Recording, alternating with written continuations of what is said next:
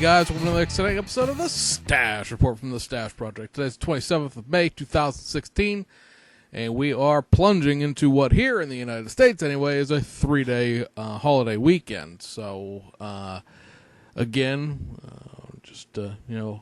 our thoughts with everyone who has passed before us to help make this country what it is. Whether you particularly like that or not, I suppose, is a matter for another day and another channel and another topic. But Memorial Day, of course, here in the United States, when we remember those who have fallen in our armed services to protect our freedom. So be that as it may, I know there's probably not within the modeling community too much, but you've been watching the news, you see some people that are not exactly real up on the celebratory thing, running over crosses in parks and defacing memorials and stuff like that. So there's a few people out there that need some rearrangement of their priorities. But at any rate, again, another thing for another day.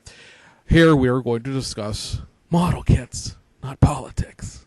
Rhymes, sort of, but not quite.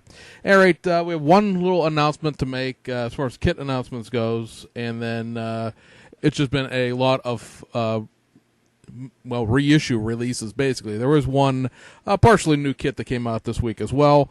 Looking at the Notebook of Knowledge off to the side here, looks like there's only 2 kits that have not come in for the month of May as we filmed this. So, otherwise, pretty good week. So the kit announcement, and then Hasegawa made this sort of out of the blue the other day. I think it was Monday. They're going to be reissuing the racing version of their Honda Civic. This with the Jax financial livery, if you want to call it that. I guess we call it a sponsorship over here in the United States, of course. They are actually going to be tooling up at least a new front suspension, if not a completely new suspension entirely. Not a completely new suspension, but mostly just the struts and the uprights to help lower the car down to an actual proper racing altitude, if you will. Much like Hasegawa's other kits, there's a 4-door Civic race car that's very, very expensive because they've never reissued the 4-door street car either. That's also very expensive. Unnecessarily so, but eBay is what eBay is. But the BMW 318i is another good example of that, where they've taken cars that they made as street cars and then turned them into race cars, sort of in a piecemeal fashion. We'll be discussing the BMW in depth, because hopefully by the end of the weekend I will have the thing done finally. I thought it was going to get done last weekend, and that didn't work out. So hopefully by the end of this 3-day weekend, especially since I don't have to go out of town this week for work like I usually do, I can get this thing taken care of, and you guys will get a video of it. But this car basically was, the street car. This kit was just the street version of this was just reissued last month for the second time in about 12 or 16 months. It is, of course, the Civic VTI, ETI, the Civic Sear 2. What is this? An EK9, I think, Civic, or an EK6, one of the two. I can't remember which. I'm not a Honda fanboy in that sense that I can just be like, oh yeah, spit out production generations. But at any rate, it is that street car that they then turned into a race car. And by doing that, all they did, of course, was put slicks in, a roll cage, racing seat, and stuff like that. There are at least 3 older versions of this kit as far as liveries goes. There is a Castrol version. There's a Mugen version, or a Mugen version, and there's one other sort of specialty limited edition tied in with the anime kind of thing. Be interested to see if they bring out those other kits again, mainly because they didn't do a Jax-sponsored Civic in the past.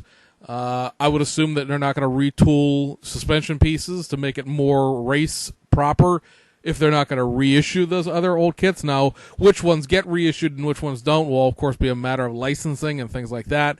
Anybody who follows the reissues of the BMWs really, really closely and remembers them originally knows that they've never reissued the SOK-sponsored BMW because of licensing. So we'll see how many of the other 3 original liveries end up getting reissued over the next 6 months or so, because the BMWs more or less all got reissued over a span of about 6-7 months. But for the Honda people, and I've got 3 of these on order myself because it fits into the Group A race car stuff that I have going on right now, a lot of.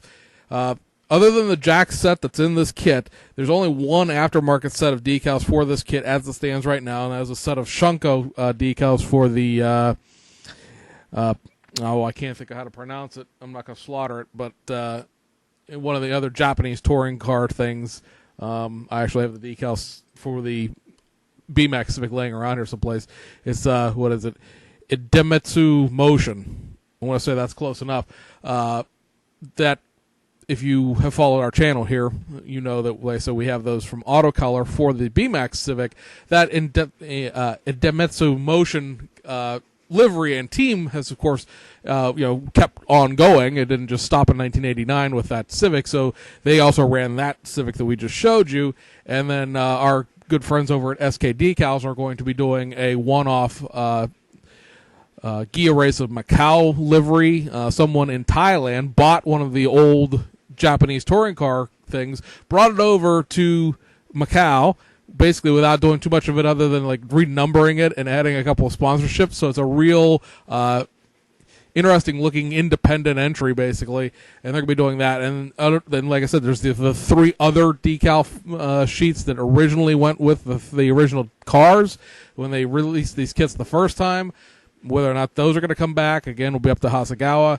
And then we'll see if Studio 27 has any kind of thing, because talking to the guys over in Macau, they said that there's nothing else they can do with that kit as far as liveries go, because it wasn't a very popular car for the Gia Race in Macau. By the time that car had come out, other cars were dominating the race, like the R32 GTRs and stuff.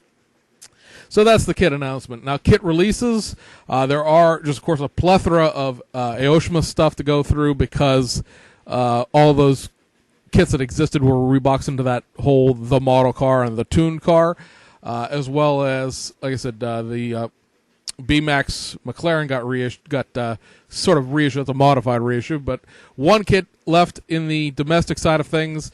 This is the, of course, Round 2 owns Lindbergh now, but this is the Lindbergh 1967 Oldsmobile 442 cut less Supreme.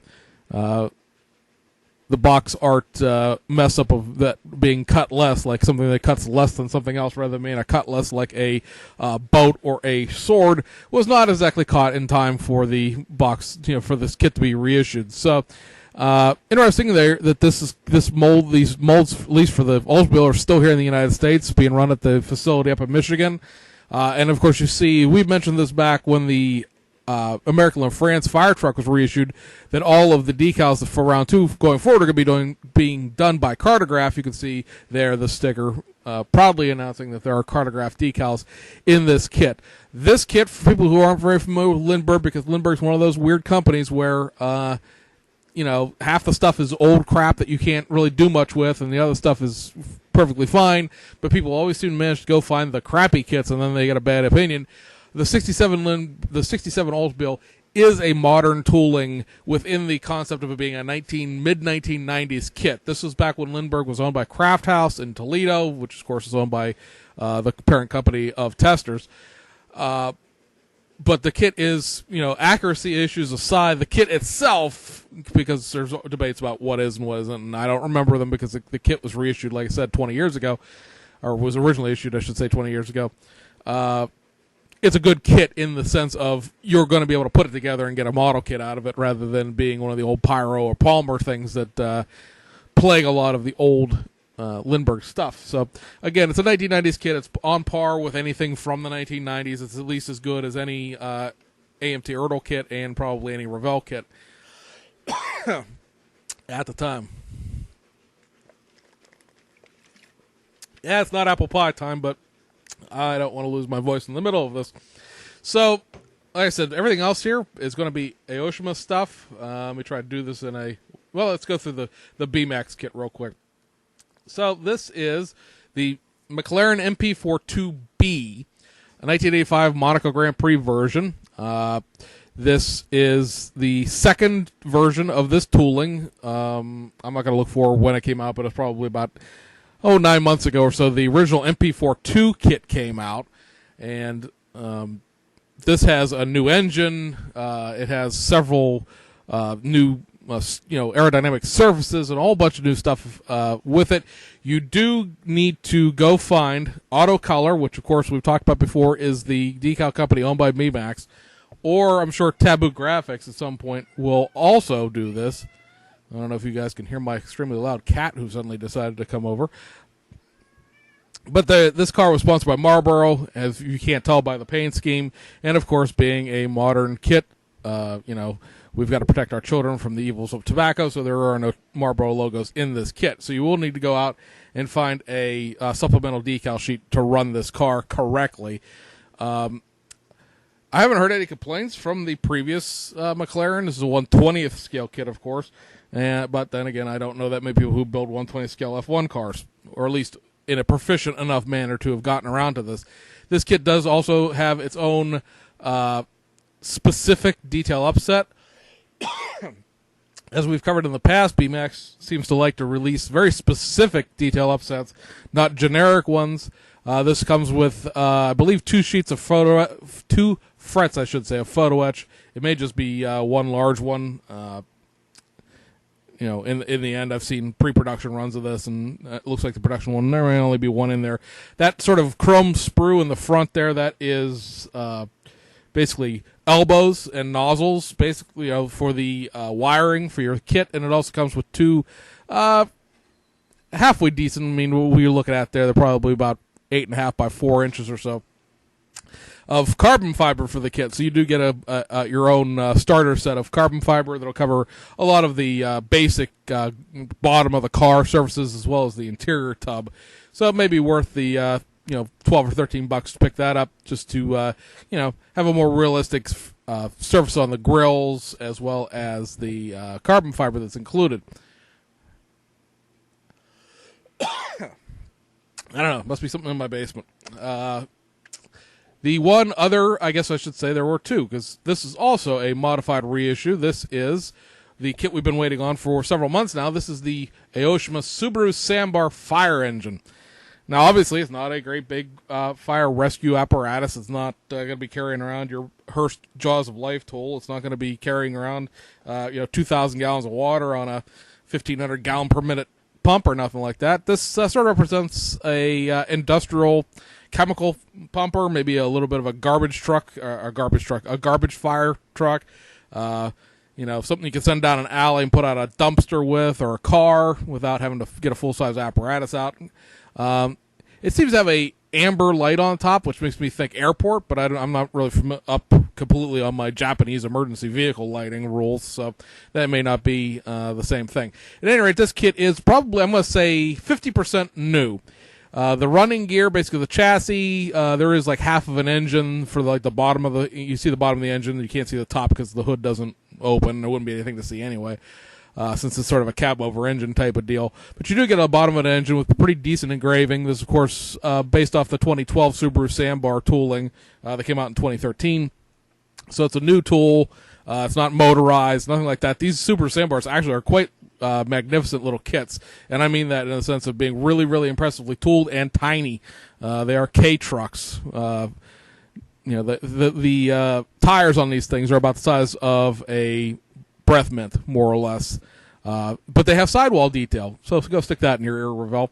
At any rate, basically everything, all the fire stuff is new. There's a new clear runner in here that provides the sort of quasi-aerodynamic looking light bar that's on top, as well as that amber light that's beside it.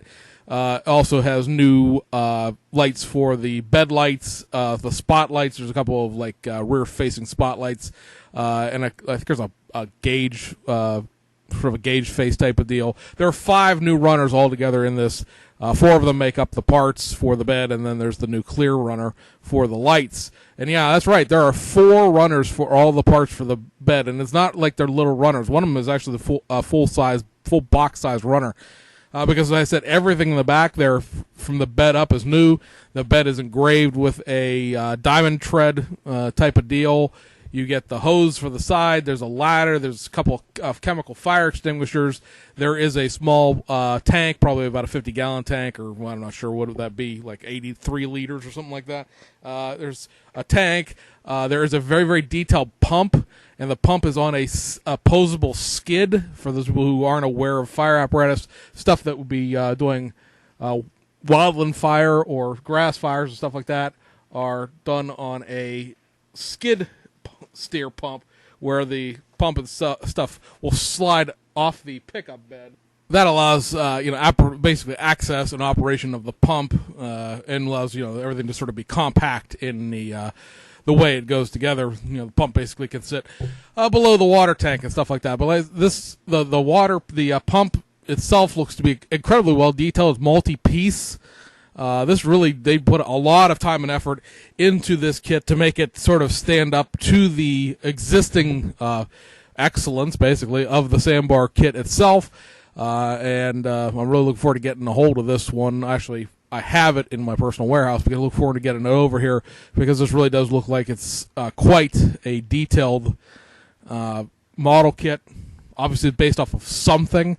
There are no logos on here. You get the gold leaf door outline and stuff like that, but there are no city markings or no words in Japanese or anything else like that to indicate what it really is. If it's based off if it's based off an actual piece of fire apparatus, and it's not just sort of a generalized plan. Anybody who's ever worked for a volunteer fire department would know the concept of a apparatus committee, which is where you sort of piece together the fire truck from the offerings from any particular manufacturer, and they'll sort of give you a base truck and say, well, okay, for $350,000 you get this truck, and what options would you like? And then you can build the pump and the cabinets and everything to your specifications. And I just sort of wonder if that's not sort of a one-off, generic sort of thing. If you wanted to buy a skid steer 50-gallon poly-tanked chemical fire truck in Japan on a Super Sandbar chassis, you would start with that and then go from there.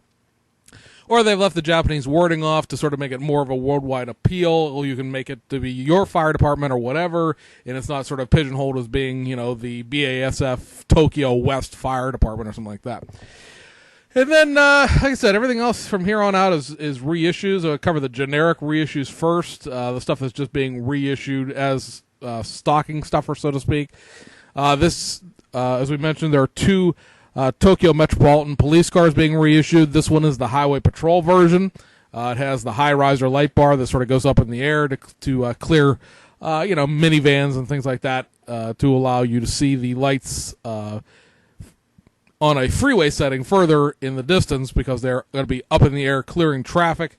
Nassau, Suffolk County, New York, the NYPD Highway Patrol Division. There was a point in time when Broward County, Florida's Highway Patrol Division had McDermott high risers that are sort of like this, but it's the same sort of thing. I think the Quebec provincial police also have high risers on their cars as well. It's a fairly common, yet not that common way to sort of alleviate the, hey, we are driving into a lane that's closed that we didn't realize was closed type of thing. You can see this, like I said, for several miles, depending on how flat the surrounding area is, because it'll clear most of everything that's around it. And this is just your traditional patrol vehicle for the Tokyo Metropolitan Police Department. Both of these are based on the 2008 Toyota Crown Royal Saloon kit, and both of these kits actually are pre-painted. You get a decal for that sort of widow's peak that goes above the grill, and then everything else is already pre-painted. It's already pre-painted the two-tone black and white, and the whole kit itself actually is pre-painted. The chassis, the interior, everything's already done for you. That is why these will sell for a little bit more. They're running about $30 rather than the actual unpainted kits like $23. You're paying for the work being done for you, although, as we've talked about in the past, pre-painted kits are pre-painted on the runners themselves. It's not like the Revell pre-paints where they just do the body and the rest of it's up to you. The whole kit is painted, so you'll have sprue attachment points to clean up and stuff like that. But unlike some of the other kits we've talked about in the past, where they are factory colored type of things like the GTRs and the Toyota 86 BRs and Subaru BRZ, those are pre-painted. Sylvia in the past, where now you're trying to match paint. This is just black and gloss white, so matching paint to clean up attachment points will be relatively painless. Also on the straight reissue train is this of course the LP704 Lamborghini Aventador coupe kit, a steadfast old kit at this point, because there are of course the Roadster and the 50th anniversary kits out there, and then they're going to of course do the Super Veloce, probably at this point, probably be the beginning of next year. But this is sort of the steadfast base kit to all of those things. It's been around seemingly forever at this point, even though it's only been a couple of years. Reissue of the Daihatsu Copen, a very fun little car, is not part of the ABC, the Honda Beat, Suzuki Cappuccino, and that, but it is that same size. This is the 10th anniversary kit. This kit also, because it's being reissued in the most recent format, also includes the decals to do the export version as well as the active top. Actually, this is the active top kit, I should say. Active top kit includes the decals to do the 10th anniversary and the export. So this does come with left-hand drive. It comes with 2 sets of wheels, probably 3 sets of seats, because you can build, like I said, multiple versions out of this one kit. And let me make sure there's nothing else. Oh yes, before I forget, the Ken and Mary Liberty Walk stuff for this month. This is, of course, the Skyline 4-door kit. This would be kit number 3 as far as the, what do I say, the way they're put out. This was the 3rd kit that was run out of the series, obviously based on the, later 70s Skyline. And then there's this, the police version, if you will, of the...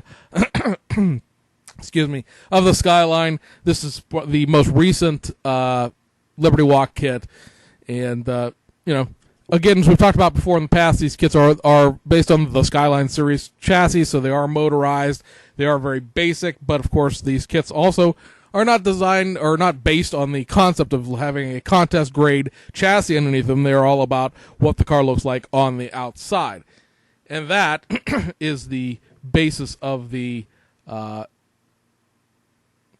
How do we want to put that? The basis of the straight reissues. Now, we go over into what is known as the model car. Now, these are the existing stock kits that are being reboxed into this new system so that ordering for wholesalers will be easier. Also, it'll be easier just to keep track for yourself. That way, there won't be 10 different variations of the car. There's just this one. And this is the model car kit number 1, the Toyota 86. The venerable Toyota 86, because really this kit has been sold, to everybody. I think everybody has one at this point. There may be a few people out there that really, really hate import cars or just, haven't gotten around to it, but everybody else has one of these. If not this version, they've got a Rocket Bunny version.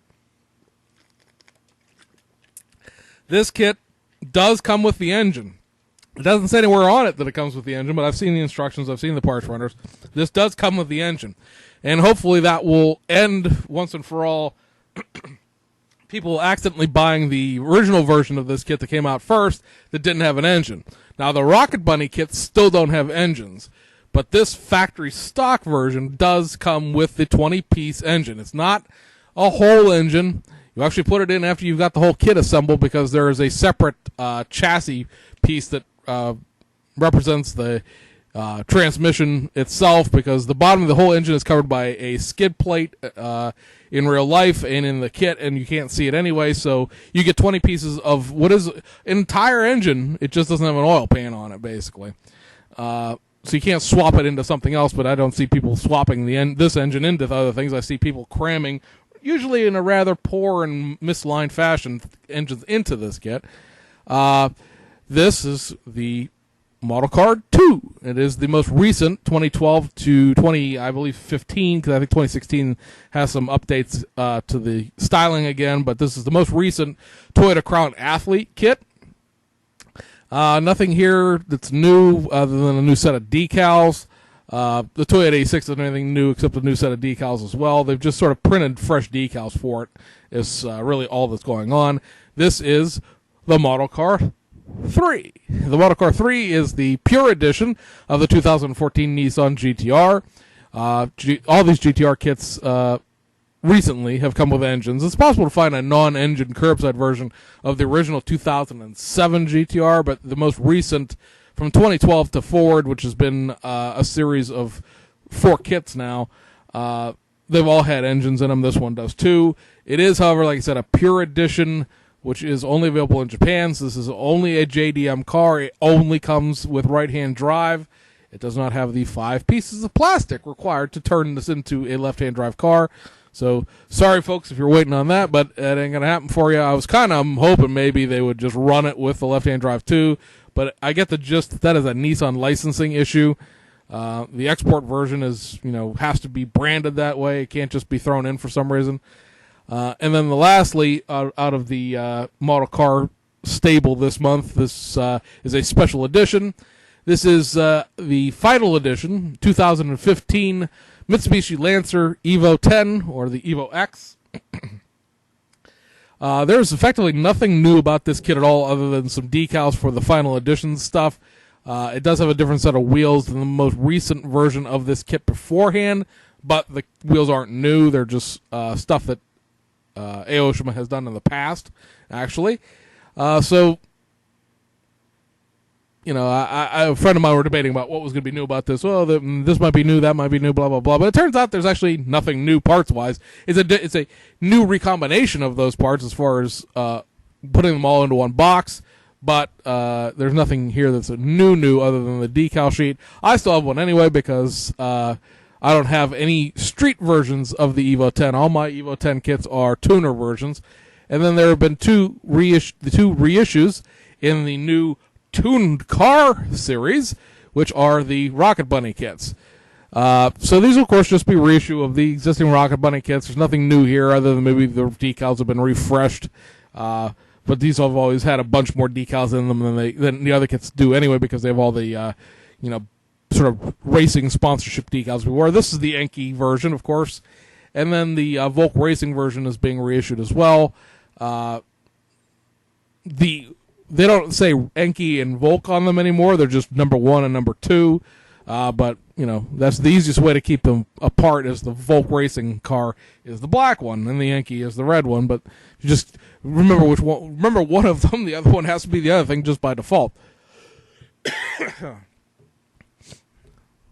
And that's it. I guess summer is in full effect, and apparently it's blowing around in my basement because I really didn't feel too bad until I started trying to do this video, and now I'm coughing and choking all over myself. So I'm sure that made for a very entertaining experience for all of you, about as much as it was for me. So anyway, I hope you guys enjoy your weekend. I know for probably the majority of us, holiday weekends are not times where we get to relax because we've got to go do something and go somewhere or be with people. And vacations here in the United States for people who are outside of the United States over these 3-day weekends are always just malarkey because it always involves, family, which isn't a bad thing, don't get me wrong, but you'd rather just chill out and, not do anything. So anyway, like I said, hope you had a good time with your family. Hopefully you managed to weasel out some bench time, which is my goal this weekend.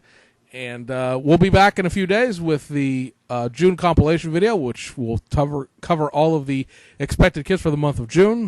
Basically, once we get the official word from Revell, because they have 4 kits that have to come out this month in order to make their second quarter stuff, and see if they manage to pull that off.